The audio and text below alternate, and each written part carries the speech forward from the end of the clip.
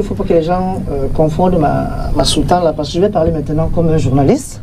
Parce que la Radio Veritas que je gère, j'ai demandé à ce qu'on passe en direct le discours du président et je l'ai suivi à partir de la Radio Veritas.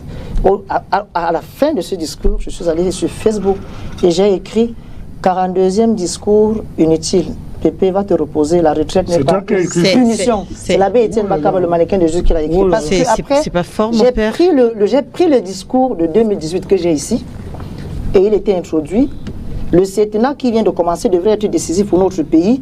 Il pourrait même être l'un des moments les plus importants de notre histoire depuis notre accession à l'indépendance. C'est ce que pensait le président. Sauf qu'entre-temps, en évoluant, il nous a promis pour ce septennat rétablir la sécurité, conforter notre croissance économique et améliorer sensiblement la condition de vie des Camerounais. Je n'ai pas l'impression que ça a beaucoup avancé. Sur le plan de la sécurité, parlant en 2018...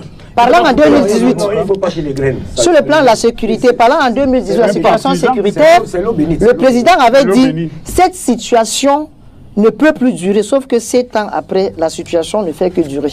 Il avait aussi dit qu'il allait écouter tous ceux qui allaient travailler pour la paix. Toumi est mort, il n'a pas été écouté.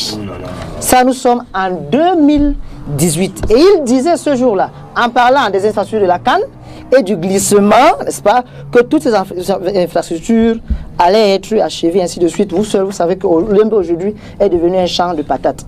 En 2023, parce que j'ai aussi pris le soin de lire le discours de 2003, j'ai souligné, mes chers compatriotes, ma détermination à œuvrer au bien-être des populations qui m'ont fait et continuent à me faire massivement confiance. Donc quand il le dit, il évoque la confiance que la population lui aurait donnée en 2018. Donc quand on dit c'est un discours bilan, on ne parle pas que de 2024.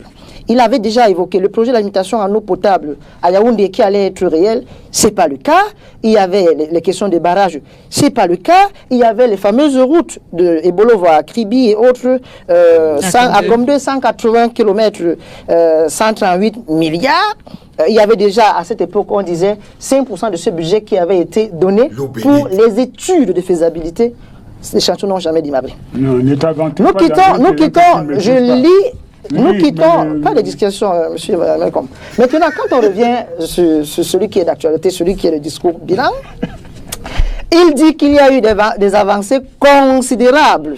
Bon, si quelqu'un dit qu'il n'y a rien eu au Cameroun entre-temps, je crois que ce serait de la malhonnêteté, toute proportion gardée. Enfin. Parce que, donc, toute proportion gardée, si quelqu'un dit qu'il n'y a rien eu, je dirais que c'est malhonnête parce qu'on a quand même vu que sur la route entre Edé et Douala, il y a des sparadraps qu'on a posés sur le goudron, n'est-ce pas? Parce qu'il y avait trop de trous. Il y a quand même des choses. Voilà, on a quand même placé un peu de sparadrap sur la route.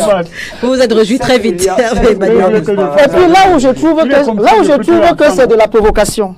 Depuis mon accession à la magistrature suprême, l'amélioration des conditions de vie des Camerounais et des Camerounaises n'a jamais cessé d'être mes préoccupations. Les Camerounais vont répondre eux-mêmes si leurs conditions de vie ont été améliorées, là où les prix de tout et de tout grimpent.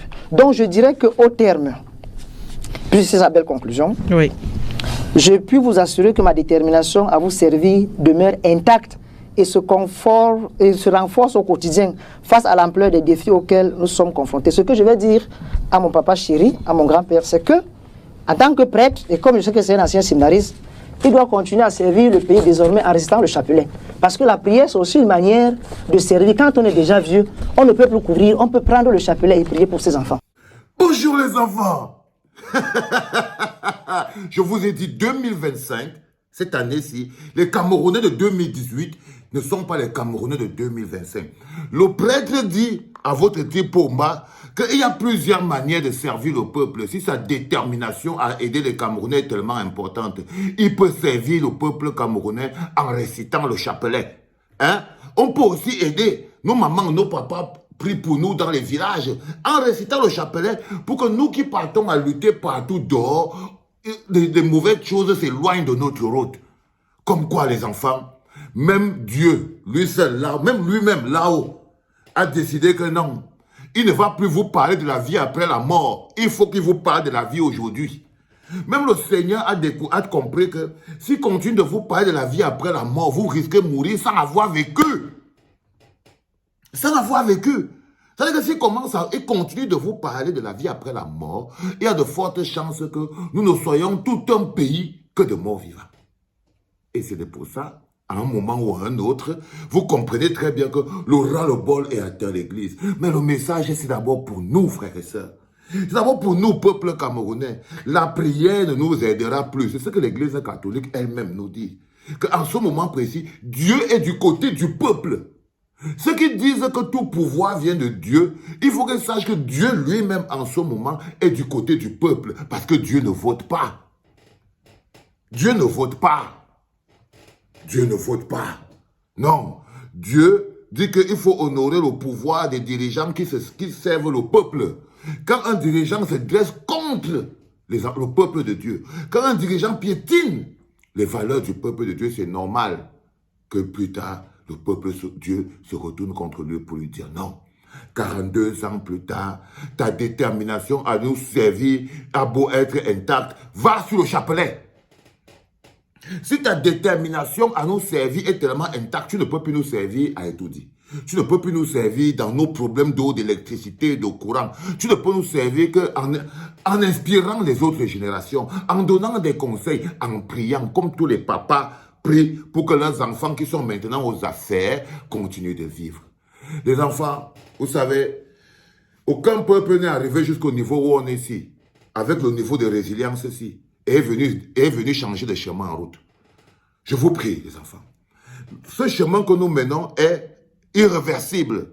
On ne va plus revenir en arrière. Mais il faut comprendre qu'il est tellement irréversible que si vous ratez encore le rendez-vous avec votre histoire, c'est tellement irréversible que c'est 50 ans qui vont passer encore.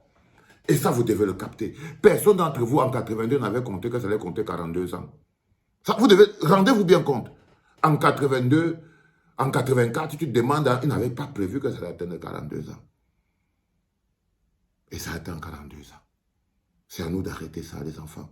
Nous ne pouvons plus prier. Le Seigneur lui-même a donné les mains. Les prêtres même sont devenus des activistes. Les prêtres même sont devenus des activistes. Vous devez seulement partager cette parole au maximum. Les enfants, c'est le 3e podcast de la journée en direct de la clinique. You know how much I love you. Que Dieu vous garde, que Dieu vous protège, qu'il vous illumine et qu'il vous guide. C'était papa.